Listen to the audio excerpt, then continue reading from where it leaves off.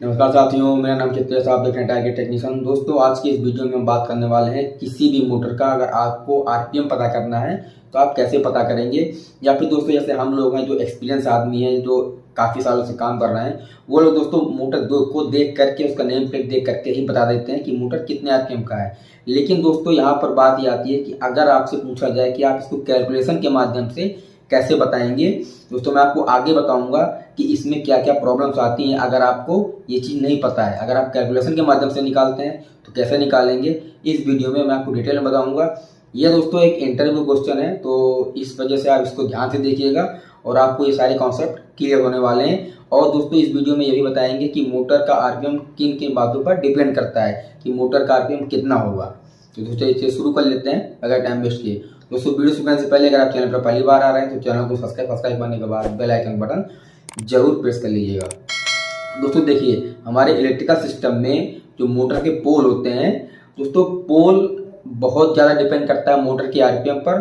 और फ्रीक्वेंसी दोस्तों डिपेंड करता है मोटर की आरपीएम पर कि आप कितने फ्रीक्वेंसी पर मोटर को ऑपरेट कर रहे हैं। वो मैं दोस्तों आगे आपको समझाऊंगा ये मैं क्यों बोल रहा हूँ।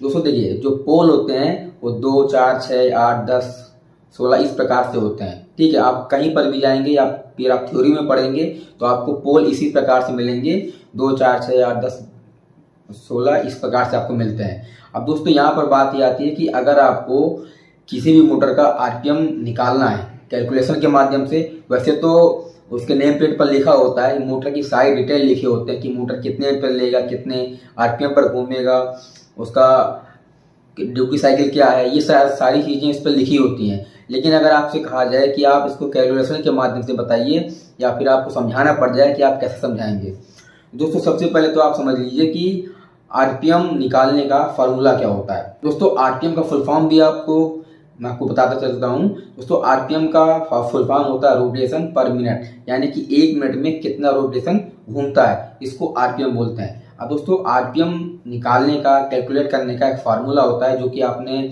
आईटीआई में या फिर आपने किसी भी मोटर का आरपीएम निकाल रहे होंगे तो आपने जरूर इसका यूज किया होगा या फिर आपने जरूर पढ़ा होगा। दोस्तों, इसका फार्मूला होता है NS बराबर 120 F/P। अब दोस्तों, यहाँ पर आप ये समझ लीजिए कि इन सभी का मतलब क्या है। NS का मतलब क्या है, 120 का मतलब क्या है, F का मतलब क्या है और P का मतलब क्या होता है। दोस्तों, NS का मतलब होता है सिंक्रोनस स्पीड।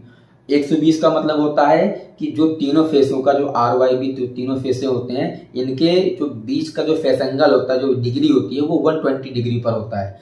अब दोस्तों, यहाँ पर F का मतलब हुआ फ्रीक्वेंसी और P का मतलब पोल। अब हमको पता क्या करना है, अगर आपको पोल पता करना है तो आप P आगे रखेंगे, NS उसके बाद रखेंगे। अब हमको यहाँ पर पता क्या करना है, इसका आरपीएम। तो हम यहाँ पर पहले क्या करेंगे, NS बराबर जितने पोल की हमारी मोटर है उतना रखेंगे और इसका हम कैलकुलेशन करेंगे। इस प्रकार से मोटर का आरपीएम निकल जाएगा।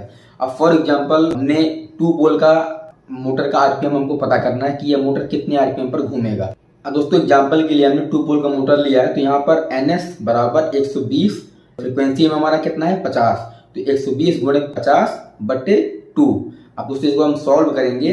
दोस्तों, इस प्रकार से ये मोटर का आरपीएम आएगा 3000। आप फिगर में देख रहे होंगे, अगर कैलकुलेशन के माध्यम से इसका जो आरपीएम आएगा वो आएगा 3000। और लेकिन दोस्तों, अब आप ये सोच रहे होंगे कि हमने तो मोटर के नेम प्लेट पर 2880 या फिर 2890 फिर 2870 हमने देखा है।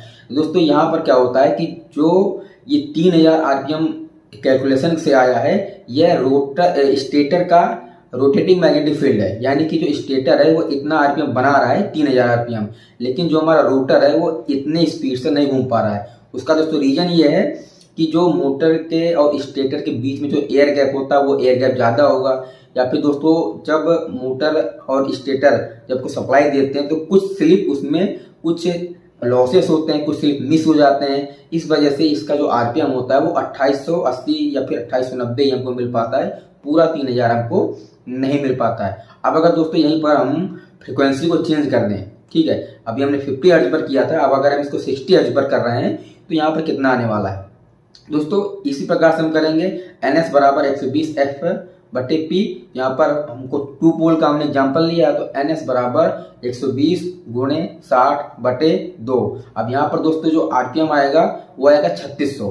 अब दोस्तों 3600 आरपीएम यहाँ पर कैलकुलेशन की मदद से आ रहा है, लेकिन हमको एक्चुअल में मिलता कितना है, 3580, 3550 इस प्रकार से मिलता है। दोस्तों इसी प्रकार से इसमें भी कुछ लॉसेस होते हैं, जो मोटर और स्टेटर और रोटर के बीच में जो एयर गैप होता है, इसका पे भी कुछ लॉसेस होते हैं। दोस्तों इसी वजह से मोटर का आरपीएम हमको फुल नहीं मिलता है, कुछ लॉसेस होते हैं। तो इसी वजह से जो मोटर के नेम प्लेट पर उसका आरपीएम लिखा होता है वो 2880, या फिर अगर 4 पोल का मोटर है तो अगर हम कैलकुलेशन करेंगे तो 1500 आएगा। लेकिन आपने देखा होगा कि जो मोटर का आरपीएम नेम प्लेट पर लिखा होता है वो 1440, 1445 इस प्रकार से लिखा होता है, पूरा 1500 हमको नहीं मिलता है, यानी कि 40-50 आरपीएम मिस हो जाते हैं। तो दोस्तों वो इसीलिए मिस हो जाते हैं कि जो मोटर के कुछ लॉसेस होते हैं, मोटर और स्टेटर और रोटर के बीच में जो एयर गैप होता है उसका भी कुछ इफेक्ट पड़ता है कि वह एयर गैप कितना है।